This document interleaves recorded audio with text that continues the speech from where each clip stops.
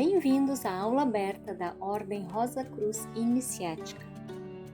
O ser humano pode ser entendido como uma tricotomia, corpo, alma e espírito, e também pode ser entendido a partir do setenário.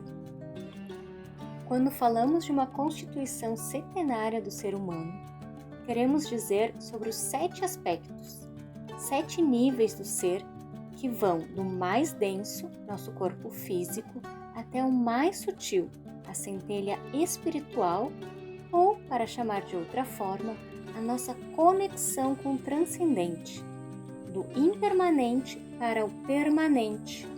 E de acordo com este esquema setenário, as 7 partes constitutivas do ser humano são as seguintes. Em primeiro lugar, temos um corpo etérico físico, onde podemos distinguir uma parte física com as partes sólidas, líquidas e gasosas, e uma parte etérica, com 4 éteres que regulam algumas funções internas e involuntárias do corpo humano. Em segundo lugar, temos um corpo prânico ou vital, que é a contraparte do corpo etero-físico, e onde reside a energia que lhe dá vitalidade. A maioria dos medicamentos, tanto alopáticos como homeopáticos, atuam sobre este veículo, sendo também o espaço onde atuam outras disciplinas terapêuticas tradicionais, como é o caso da acupuntura, do reiki, da digitopuntura, etc. O nome prânico vem de prana, ou energia vital, sobre a qual falarei um pouco mais ao longo deste vídeo. Em terceiro lugar, temos um corpo emocional, também chamado de astral, que é o espaço onde se manifestam as paixões, emoções e os sentimentos. E com técnicas avançadas, os praticantes podem chegar a separar o corpo astral do físico, através do que chamamos de desdobramento ou viagem astral. Em quarto lugar, um corpo mental inferior, ou mente de desejos, cuja principal função é interpretar as sensações vindas do ambiente circundante e convertê-las em percepções, que são combinadas e armazenadas em nossa memória. Dessa forma, a memória nos ajuda a identificar o que vemos, e isso é tingido pelos nossos desejos, que tornam as coisas desejáveis, gerando atração, indesejáveis, gerando repulsão ou neutras. A mente de desejos é aquela que raciocina e nos fornece soluções para as nossas necessidades de sobrevivência. Essas 4 partes juntas, o corpo físico, vital, emocional e a mente de desejos, geralmente são chamados de quaternário inferior e são de natureza mortal.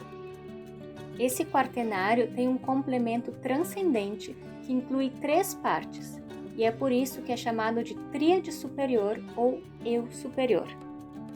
Além dos nomes, o importante aqui é tentar entender os conceitos que escondem esses nomes.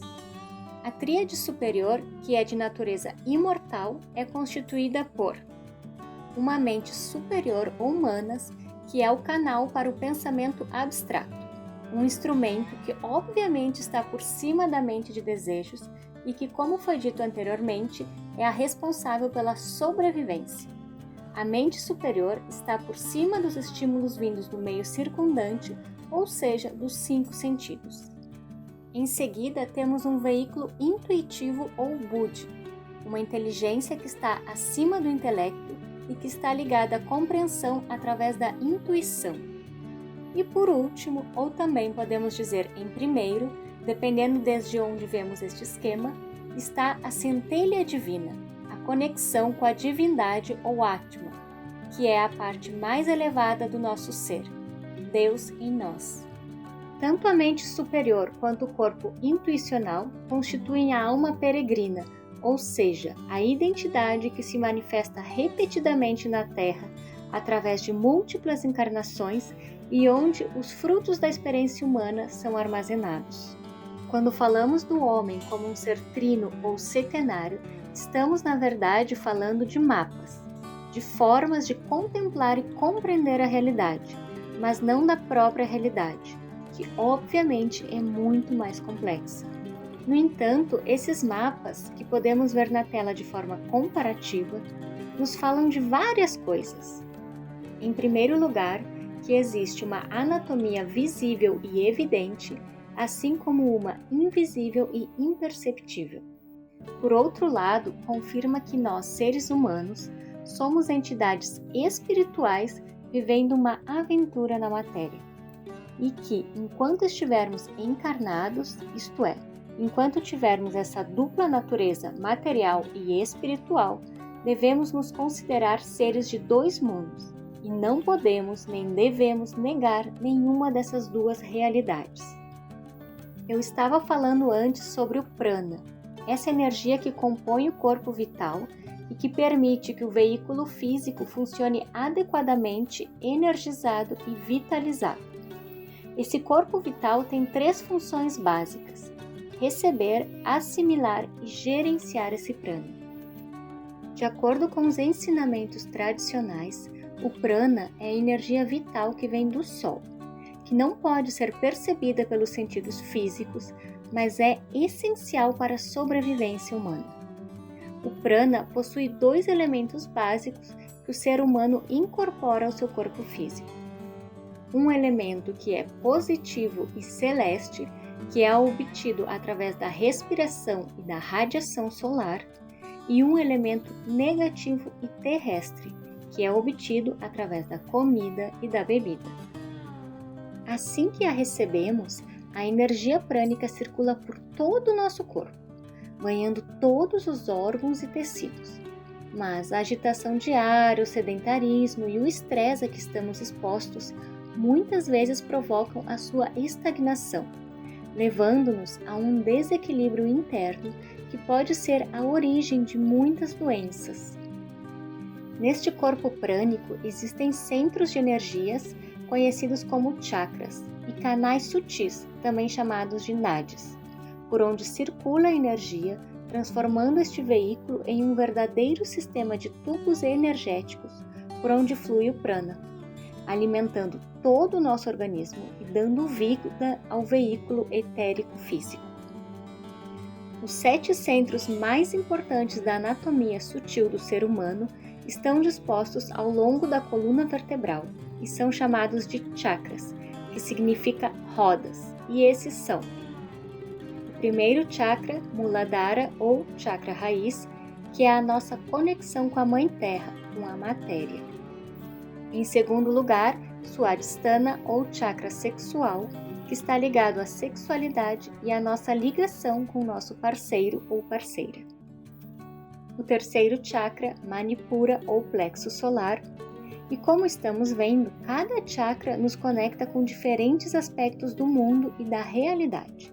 E neste caso, estamos falando da nossa ligação com a natureza, o meio ambiente como um todo, as plantas, animais e até os nossos animais de estimação ou de companhia. O quarto chakra, Anahata ou cardíaco, que nos conecta com o próximo, com o outro, com a comunidade, e estamos falando da sociabilidade.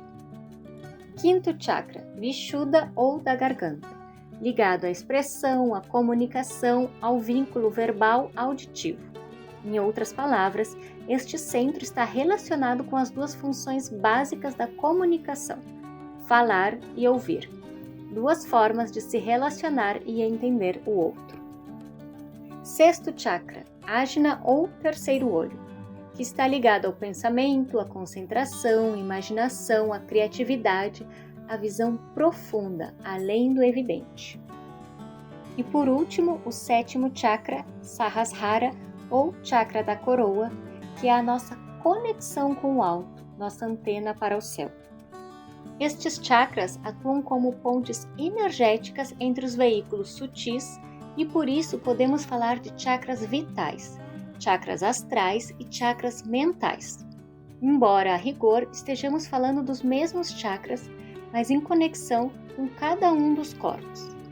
Cada um desses chakras podem estar bloqueado quando gira lentamente, está parado ou faz no sentido contrário.